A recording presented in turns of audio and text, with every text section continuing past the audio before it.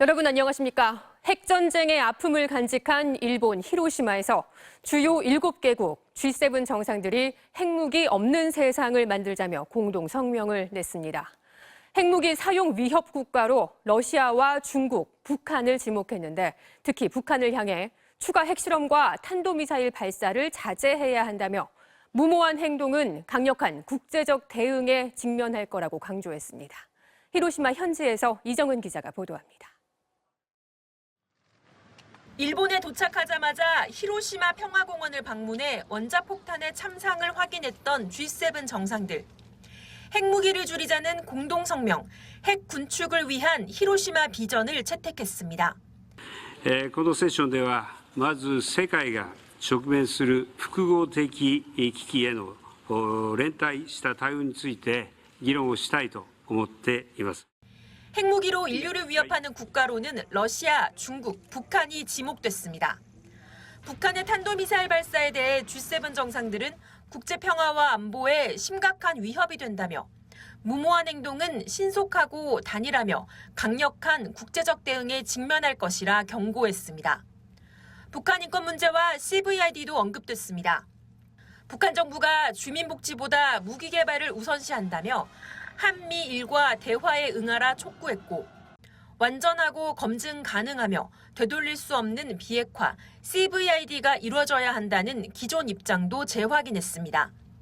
대통령실 고위 관계자는 그동안 한국이 G7 국가들과 공유해온 북한에 대한 입장이 다시 확인됐다고 평가했습니다. 우크라이나를 침공한 러시아를 향해선 핵전쟁의 승자는 없다면서 핵무기 사용은 물론 사용하겠다는 위협도 용납될 수 없다고 강조했습니다. 중국을 겨냥해선 핵무기 수는 줄어야 한다며 민생용으로 가장한 군사용 플루토늄 생산이나 생산 시도에도 반대한다고 명시했습니다. 미중 갈등에 우크라이나 전쟁까지 겹치면서 미국을 중심으로 한 자유진영과 북중러의 대립구도가 강화되고 있습니다. 핵을 줄이고 평화를 추구하자 요구하고 있지만 그만큼 전선이 선명해진다는 모순도 함께 커지고 있습니다. 히로시마에서 MBC 뉴스 이정은입니다. 오늘 채택한 G7 성명에는 후쿠시마 원전 오염수 방류와 관련해 국제원자력기구 IAEA의 독립적 검증을 지지한다는 내용도 담겼습니다.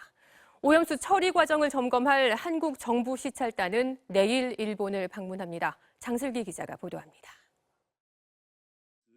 오늘 G7 성명에는 후쿠시마 원자력 오염수 방류와 관련한 IAEA의 검증을 지지한다는 내용이 담겼습니다. 성명에서 G7 정상들은 인간과 환경에 해를 끼치지 않도록 하기 위해 IAEA의 안전기준과 국제법에 따라 수행될 IAEA의 독립적 검증을 지지한다고 밝혔습니다. 그러면서 도쿄전력이 후쿠시마 원전에서 진행하는 폐로 작업, 과학적 근거에 기반한 일본의 투명한 노력을 환영한다는 입장을 나타냈습니다. G7은 지난달 홋카이도 삿포로에서 개최된 기후에너지 환경장관 회의 공동성명에서도 IAEA의 독립적인 후쿠시마 원전 검증을 지지한다고 밝힌 바 있습니다. 하지만 이번 정상회의 공동성명에는 일본이 국제사회와 긴밀히 소통하면서 개방적이고 투명한 태도로 계획을 진행할 것을 권장한다는 문구는 빠졌습니다. 앞서 IAEA는 이달 초 후쿠시마 원전 오염수 방류와 관련한 보고서에서 일본의 오염수 처리 과정에 문제가 없으며 일본의 규제기관이 충분한 기능과 역할을 하고 있음을 재확인했다고 밝힌 바 있습니다. 한편 후쿠시마 제1원자력발전소의 오염수 처리 과정을 점검하는 한국 정부 시찰단은 내일 일본에 도착합니다. 시찰단은 모레 일본 관계기관과 질의응답을 가진 뒤 오는 23일부터 1박 2일간 후쿠시마를 방문해 시찰할 예정입니다. MBC 뉴스 장슬기입니다. 윤석열 대통령은 내일 기시다 총리와 함께 한국인 원폭 피해자 위령비를 공동 참배한 뒤 한일 정상회담을 엽니다.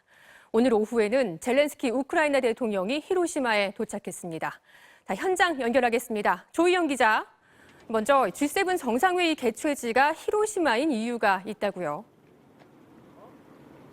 네, 저는 히로시마 평화공원 인근에 나와 있습니다. 제 뒤로 원형 지붕을 얹은 건물이 있습니다. 자세히 보면 지붕은 철골만 남아있고 건물 곳곳이 파손돼 있는데요. 1945년 8월 6일 히로시마에 떨어진 원자폭탄의 흔적을 보여주는 원폭돔입니다. 기시다 총리가 이번 회의 개최지로 히로시마를 고른 이유를 보여주는 장소인데요. 히로시마 출신인 기시다 총리는 핵무기의 파괴적인 공포를 직접 보여주면서 러시아의 핵무기 사용에 경고하는 국제사회의 연대를 끌어내기 위해 이곳을 선택한 것으로 알려졌습니다. G7 정상들을 첫날 안내했던 장소도 원폭돔이 있는 평화공원이었습니다. 군요. 내일은 한일 정상회담이 예정돼 있는데 그 전에 양국 정상이 한국인 원폭 피해자 위령비를 함께 참배하는 계획이 있죠. 네, 히로시마 원폭으로 사망한 한국인은 전체 사망자의 20%가 넘는 5만 명 정도로 추산됩니다.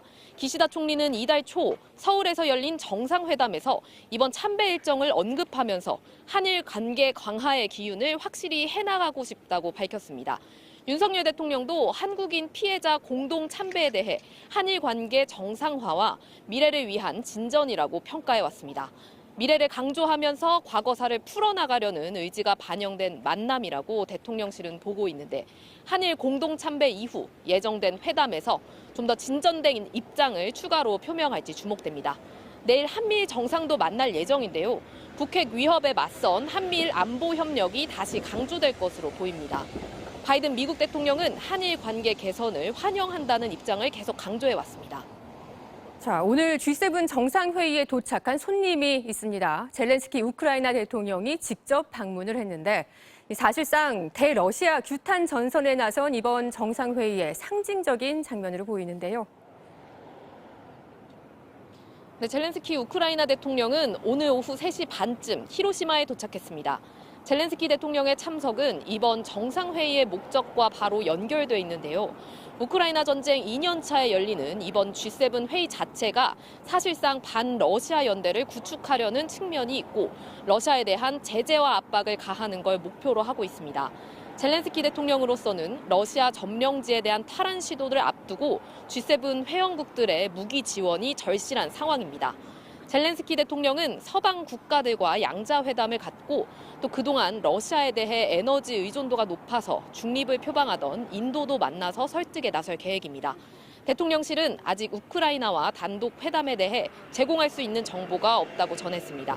지금까지 히로시마에서 전해드렸습니다. 인간이 로봇을 입는다고 하면 흔히 아이언맨 같은 영화 속 이야기가 먼저 떠오르실 겁니다. 로봇을 입으면 장애도 딛고 일어설 수 있는 세상, 머지않아 우리 실생활에 한층 더 가깝게 적용될 수 있을 것으로 보입니다. 박진준 기자입니다. 25년 전 뺑소니 교통사고로 1급 하반신 장애를 얻은 김병욱 씨. 평생 휠체어에서 벗어날 수 없을 것 같던 김 씨는 로봇을 만나며 삶이 달라졌습니다. 앉고 서기는 물론 빠르게 걷기도 가능합니다. 원하는 만큼 원하는 시간 하루에 6시간, 8시간씩 이렇게 편하게 걸을 수가 있고 3년 전에는 장애인이 로봇을 입고 체력을 검증하는 국제대회 사이베슬론에 참가해 금메달도 땄습니다. 현재는 이 로봇 회사의 디자이너로 일하면서 로봇 개발까지 참여하고 있습니다. 저희같이 하반신 마비라든가 저보다 더한 사람들도 다 일에 세울 수 있습니다. 무릎이나 발목 같은 관절이 불편한 사람을 위한 로봇도 개발됐습니다. 앉았다 일어서는 스쿼트 운동도 로봇만 입으면 평소보다 2~3배는 거뜬하게 해낼 수 있습니다. 우리 생활 속에 한층 더 가까워진 로봇 산업에 대기업들도 앞다투어 뛰어들고 있습니다. 한 대기업에서 만든 장애인용 로봇은 기존 제품보다 무게를 20kg가량 줄였습니다. 반대로 보폭과 다리를 드는 높이까지 동작은 더 섬세해졌습니다. 정말 일반인처럼 걷고 싶어 하시거든요. 그런 것들이 반영되어서 로봇한테 이제 실현 가능할 수 있도록 하는 것들이 중요한 포인트라고 생각합니다. 산업 현장에서도 입는 로봇을 보게 됩니다. 물건 상하차나 자동차 조립 등 반복적인 움직임 때문에 관절을 다치는 것을 방지하고 움직임을 향상시키는 로봇이 내년이면 도입될 전망입니다. 단순하게 물건을 나르고 음식을 만드는 로봇에서 실생활 맞춤형 입는 로봇까지 로봇 활용은 확대되고 있습니다. 로봇 산업이라는 거는 사람이 가진 본능에 따라서 발전할 수밖에 없는 분야라는 생각이 들거든요. 더 건강하게 오래 살고 싶어서 웨어러블 로봇이 발전하고 있고. 올해 입는 로봇 시장 규모는 약 750억 원. 전문가들은 앞으로 3년 안에 지금보다 3배 넘는 규모로 성장할 것이라고 예상하고 있습니다. MBC 뉴스 박진준입니다. 올해 들어 인천을 비롯해 전국 곳곳의 아파트에서 쇠구슬에 맞아 유리창이 깨지는 일이 종종 발생했는데요. 최근 경기도에서도 비슷한 사건이 잇따라 신고돼 경찰이 수사에 나섰습니다. 송정훈 기자가 현장 취재했습니다. 경기 용인시의 한 아파트. 엘리베이터에 안내문이 붙어 있습니다. 최근 베란다 유리에 구멍과 금이 간 사건이 있었다. 추가 사고 발생 시 신고해달라는 겁니다. 무슨 일이 있었던 걸까? 한 피해자의 집에 가봤습니다. 블라인드를 걷어보면 이렇게 두꺼운 유리창이 처참하게 금이 가 있고 한가운데엔 총알 자국 같은 구멍이 나 있습니다. 겨우내 창문 열어볼 일이 거의 없었던 집주인은 놀랄 수밖에 없었습니다. 청소하러 3월 말쯤에 봤는데 블라인드 사이로 선이 보여서 블라인드를 걷어보니까 유리창이 다 깨져 있고 구멍이 나 있어서. 지난 3월 말 경찰에 신고하자 다른 피해자들도 나타났습니다. 공지를 본 주민들이 뒤늦게 유리창을 확인했다가 피해를 알게 된 겁니다. 한 신고자 집의 베란다 창틀에서는 직경 8mm 정도인 쇠구슬이 발견됐습니다. 겹구조로 된 유리창을 뚫지는 못했지만 창문이 열려 있었다면 아찔한 상황입니다. 그때가 이제 날이 더워지기 전이었으니까 그나마 저 정도인데 이제 여름이 되면 또 창문도 훨씬 더 많이 열어놓을 수도 있고. 이달 초까지 석 달째 추가 사례가 신고되면서 이 아파트에서만 피해 규모가 6가구로 늘어났습니다.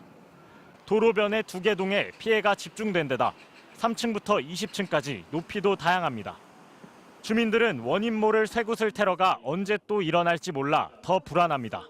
범인이 지금 안 잡힌 상태에서 또 다른 범죄가 또 생길 수도 있고 사람이 맞으면 정말 이거는. 아직 목격자나 CCTV에 잡힌 단서도 없습니다. 따라서 발생 시점마저 특정할 수 없어 수사에 어려움을 겪는 가운데 경찰은 국립과학수사연구원에 분석을 의뢰해 쇠구슬이 날아온 방향과 거리 등을 조사하고 있습니다. MBC 뉴스 송정훈입니다.